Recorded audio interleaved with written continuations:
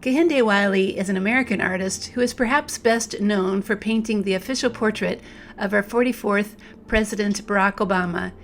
This tutorial will show you how to draw a portrait, trying out one of his ideas, as in surrounding a person with lots of richly patterned designs. Follow along with me and I'll show you how easy it is to do.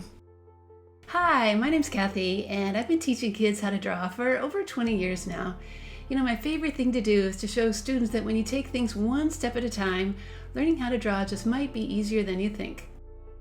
Here are the supplies I used to make this drawing: colored cardstock paper, drawing paper, a pencil, black marker, metallic markers, a glue stick, skin-colored crayons, and a pair of scissors. You can also find a link to a step-by-step tutorial in the description below.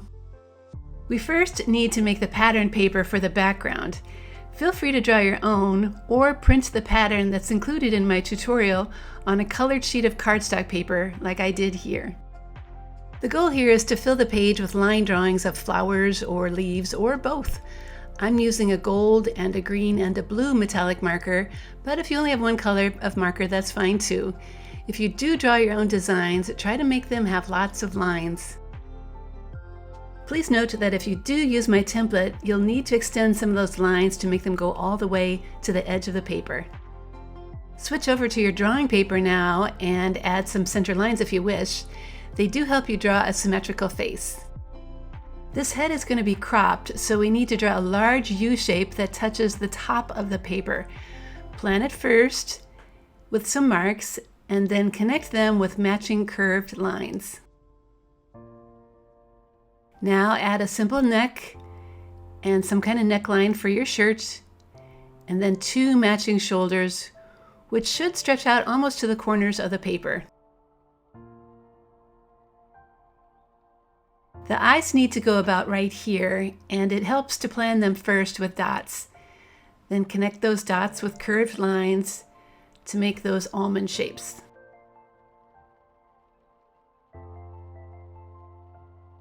Go back and add the inside circles to those eyes, and the pupils, and a line for the edge of the eyelid.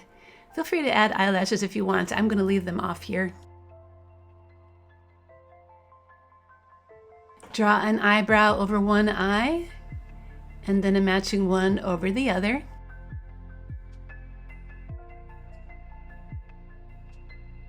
And a simple nose, the bottom of which is about halfway down to that chin. And lips are centered in the space left over. You know, you don't always have to make those lines connect with each other. Sometimes they look a little more realistic like this. Next come two ears, the top of which lines up with those eyes. Now for the hair, start with a line that goes across the forehead, parted on one side or the other, either short or long or curly. Then draw the outside shape of the hair, either long or short or somewhere in between. Okay, we want to keep things simple, so this drawing is done and it's time to trace it with a black marker. If any of those center pencil lines are showing, now is a good time to erase them. We can get out those crayons now and choose the color for the eyes and the hair and the eyebrows. Then find a skin color crayon that's close to the color you want and fill in the face and the neck. The next step is to carefully cut out our portrait so we can glue it onto our flowered background. Work slowly and try to keep that marker line included. If you accidentally cut it off though, you can always just draw it back on. Now, when you place your portrait drawing on your flowered paper, it should fit like this. Turn the drawing over and spread glue all around the edges, including a bit in the middle, and then attach it and smooth it out to make sure it's securely attached.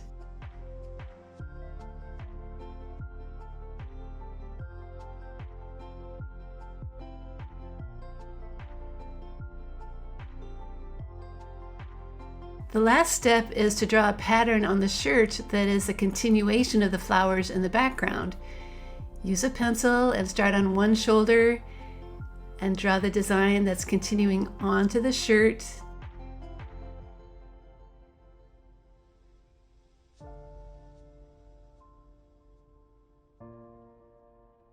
Then go to the other shoulder and do the same thing, always trying to make those flower patterns continue onto the shirt.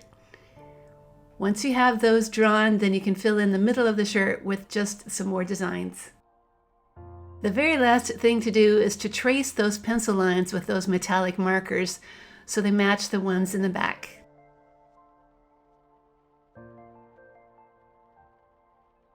And if you used more than one color in the background, do the same for the shirt. And that's how we can make a self-portrait in the style of Kehinde Wiley. He often made the plants in his paintings look like they were wrapping around his subjects, which is a fun idea to imitate. If you visit my website, Art Projects for Kids, you'll find many more Black artist projects, including one for Lois Mailou Jones and William H. Johnson. Over the years, my website has helped millions of kids learn how to draw. Thank you so much for joining me today. And if you are watching this on YouTube, please remember to like and subscribe to my channel so you get a notification when I post a new video.